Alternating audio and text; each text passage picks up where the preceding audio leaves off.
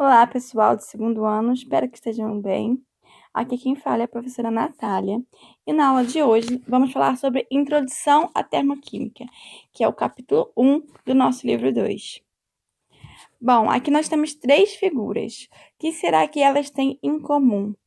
Essa primeira figura aqui, né, a gente está vendo uma pilha, nós estamos vendo uma pilha, certo?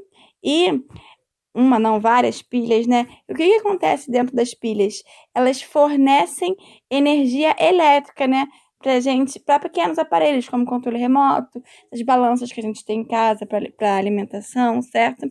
Então, dentro dela ocorrem reações químicas que fornecem energia, na forma de energia elétrica. Aqui nós temos a queima do carvão, que fornece energia na forma de calor para o nosso churrasco, né?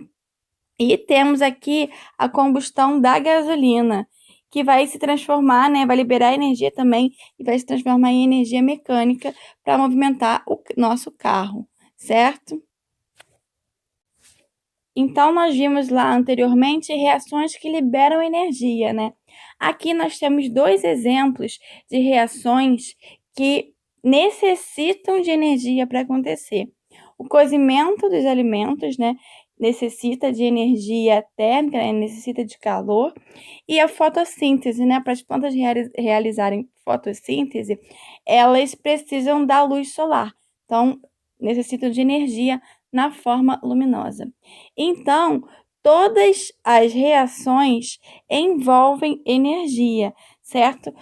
Só que algumas reações absorvem energia e outras reações liberam energia, ok?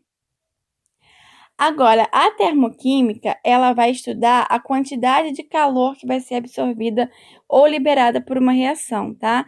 Termoquímica, então, estuda quantidade de calor, ok? E esse calor, por que o calor? Porque o calor é a forma de energia mais comum que acompanha as reações. Existem outros tipos, mas o calor é o mais comum, ok? Então, termoquímica, quantidade de calor relacionada com reações químicas. Agora, a gente viu, né, que algumas reações liberam energia e outras reações precisam absorver energia. As reações que liberam energia são chamadas de exotérmicas, tá? Como exemplo, a gente tem a combustão da gasolina, a respiração celular. Na verdade, qualquer combustão, né? Combustão é sempre uma queima. Então, qualquer queima, ela vai produzir energia. Então, vai ser uma reação exotérmica, ok? Aí temos 2 tipos de gráfico aqui para reações exotérmicas. O primeiro é esse gráfico aqui, onde a gente pode observar. Aqui temos os reagentes, aqui temos os produtos. Os reagentes, né, antes das reações e os produtos após a reação.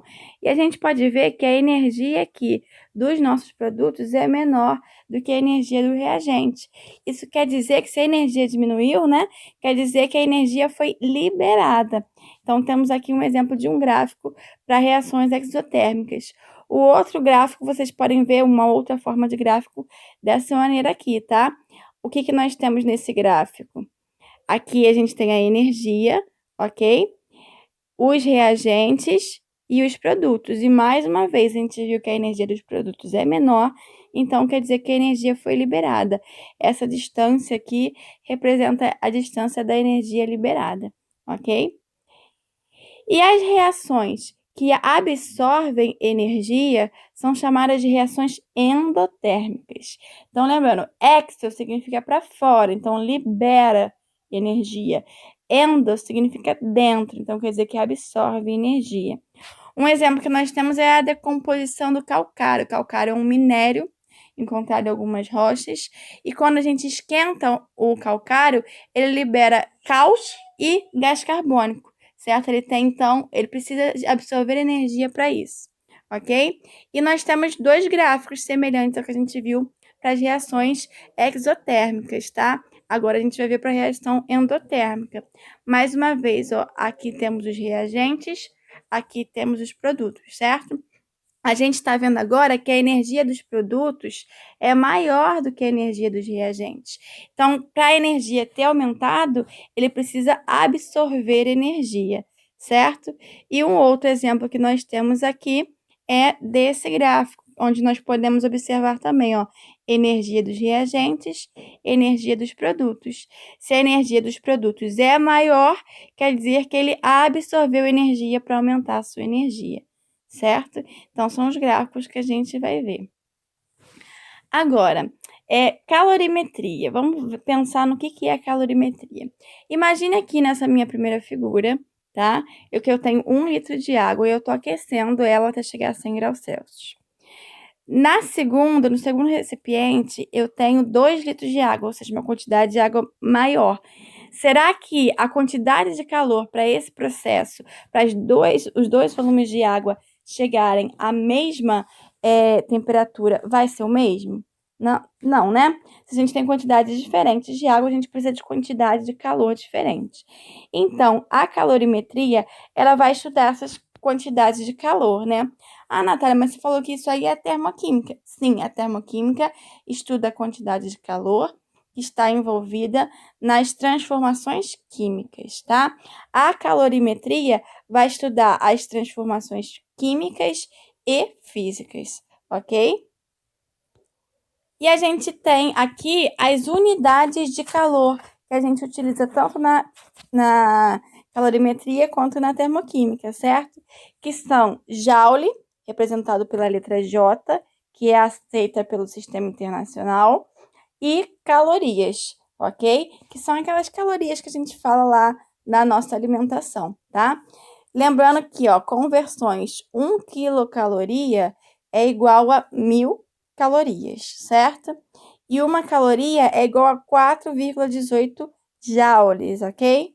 1 quilojoule é igual a 1.000 joules, certo? Então, só aqui, ó, a definição de caloria é a quantidade de calor necessária para elevar em 1 grau Celsius a temperatura de 1 grama de água, ok? E como que são feitas medições na calorimetria?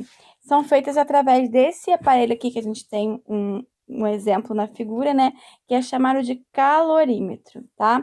E o que é um calorímetro? Olha só, a gente tem aqui um recipiente, né? Um becker, né? E esse becker, ele tem uma massa de água, ok? Aí temos um termômetro que está medindo a temperatura dessa água.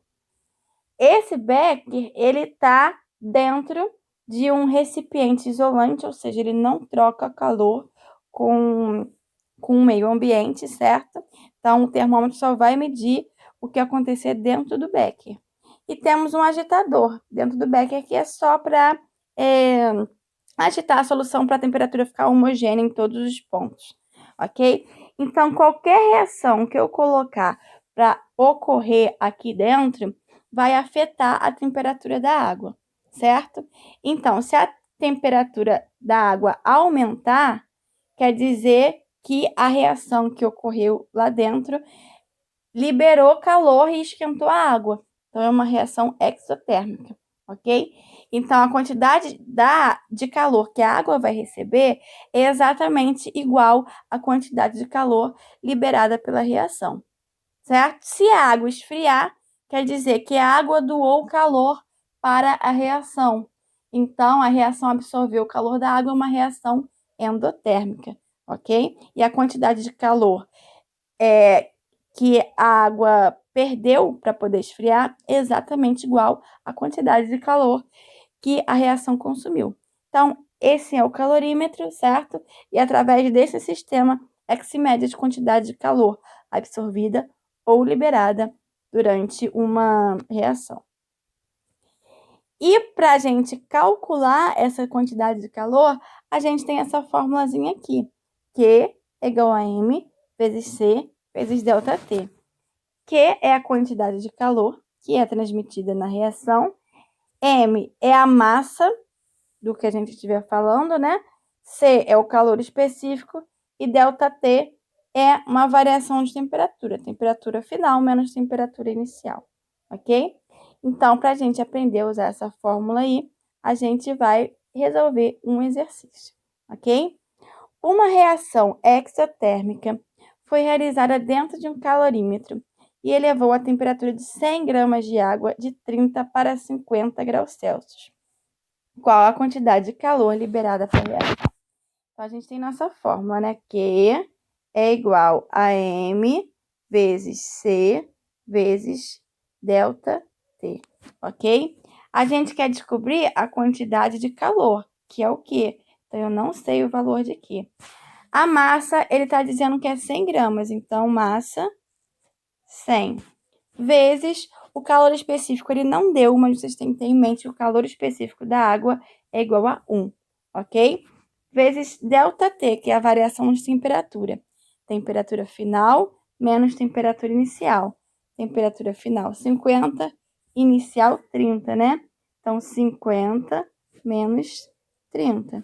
E vamos resolver, ó. Q é igual a 100 vezes 1, 100, né? 50 menos 30, 20. Então, Q vai ser igual a 2.000 calorias, ok? Então, aí está a resolução da nossa continha. E pela aula de hoje é só. Nos vemos na próxima semana com revisão para a prova.